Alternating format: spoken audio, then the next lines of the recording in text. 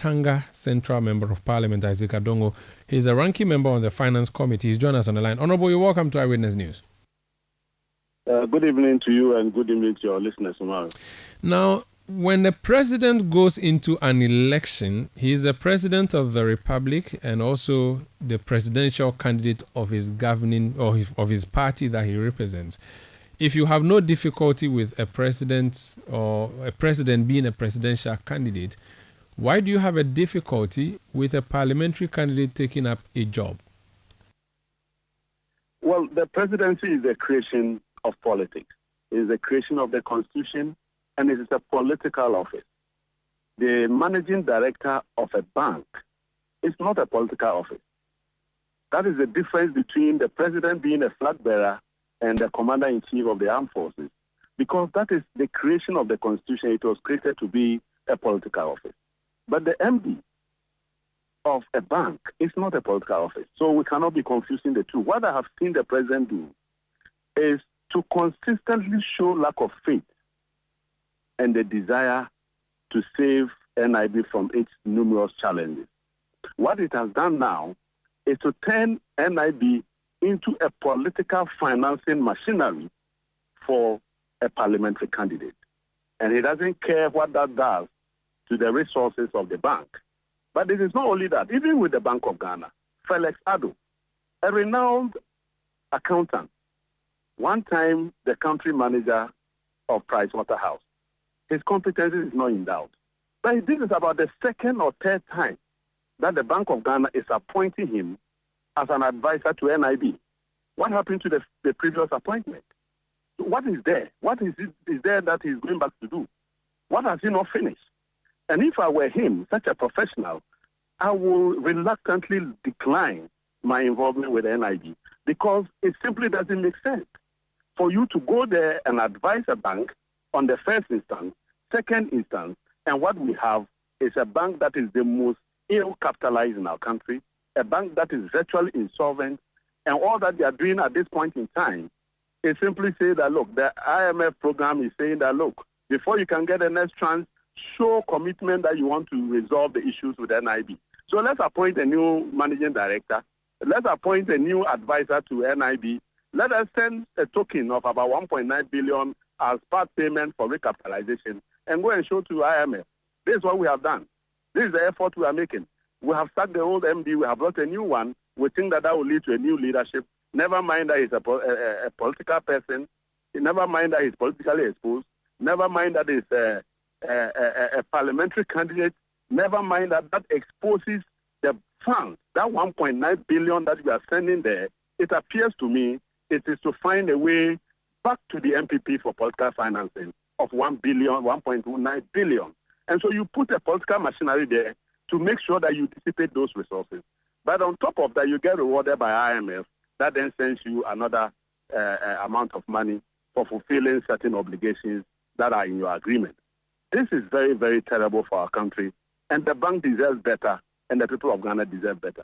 It's interesting you say that when I asked you the question about juxtaposing the two, you said the presidency's job is a political one. It makes sense. But isn't our government, the very nature of it, very also political?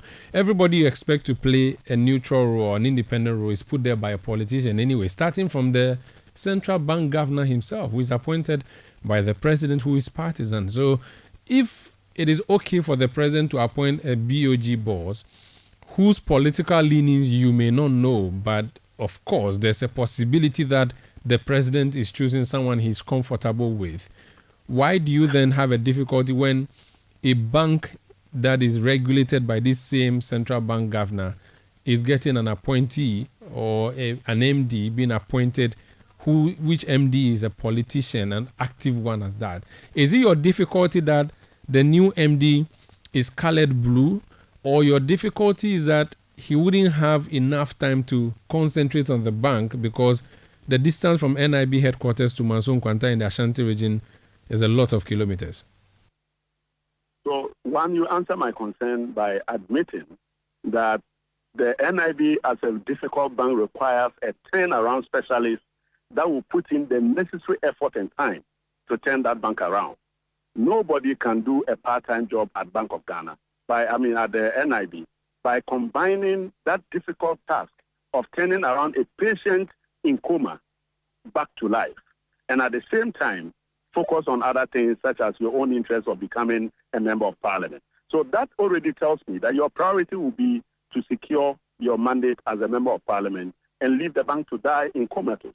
That is a bigger problem. But remember also that when we enter politics, there are certain positions that immediately we consummate our position, we are not even allowed to take up. For instance, no member of parliament can become the managing director or a CEO of an institution.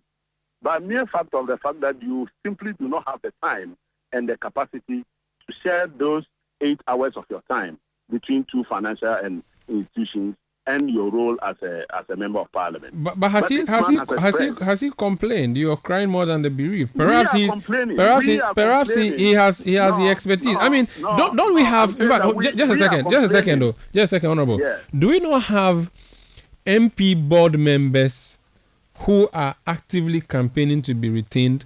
Don't we have ministers who are also parliamentary candidates? They do not leave their jobs as ministers, but they are able to go and campaign and win their elections.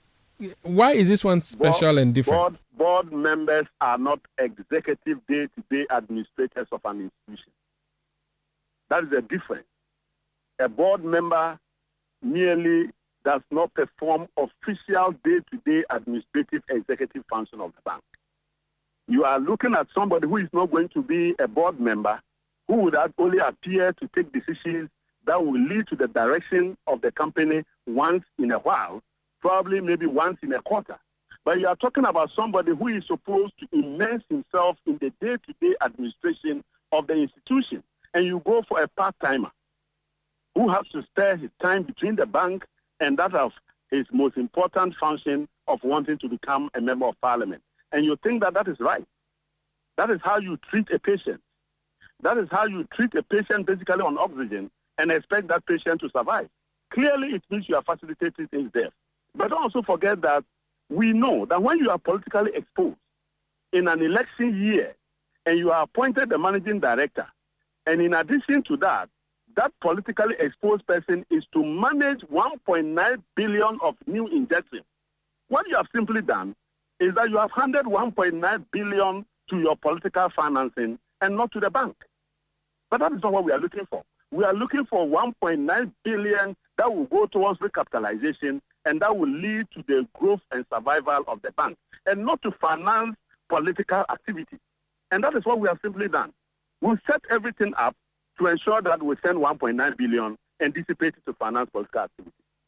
And you don't see anything wrong with that. What is the proper process of this appointment? Because the bank has made the announcement. Does it have to be ratified anywhere? Does the House of Parliament have to have a say in this? Who ultimately can reverse this if there's need to reverse it at all? And where can there be a scrutiny of it if there ought to be a scrutiny? That reversal has to happen at the board level. The president has signaled who he wants to be the MD, and it is up to the board of directors to take the processes and steps to ensure that they comply with the internal regulatory activities of the bank in order to secure that appointment. And we expected that the Bank of Ghana governor would have been very mindful of the fact that this is an ill-conceived appointment. This is an appointment that is injurious to the health of the bank, and it is an appointment that does not guarantee that this bank will be in safe hands, and therefore would have declined the appointment of this man. But he himself has approved it.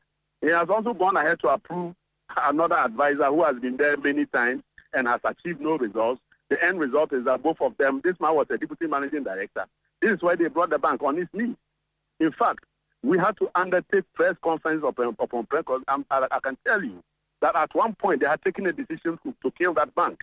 And it has to take me and my team to undertake a press conference at the last minute. And you recall the fallout that I had with the then managing director, who I'm happy he's now been sent home to go and have his peaceful retirement and not a retirement in that bank. Now, what is the difference? Having a retiree struggling to hold the bank or a political appointee who is focused on becoming a member of parliament and creating an avenue for political party financing and killing the bank slowly with poison, which one is better? It's unfortunate that these people just don't think about us. They think about how to win power. They think about how to save themselves and not the institutions that they came to inherit. And I'm very sorry for NIB. I don't see any way out. I cannot wait for a new leadership under His Excellency John Dramani Mahama to rewrite the wrong and put the right people in place and the right structures with a genuine effort to save that bank and reposition it as one of the most enviable banks that we can ever have in our country. Thank you so much for speaking to us. That's Bolga Central MP and ranking member on the Finance Committee, Isaac Adongo.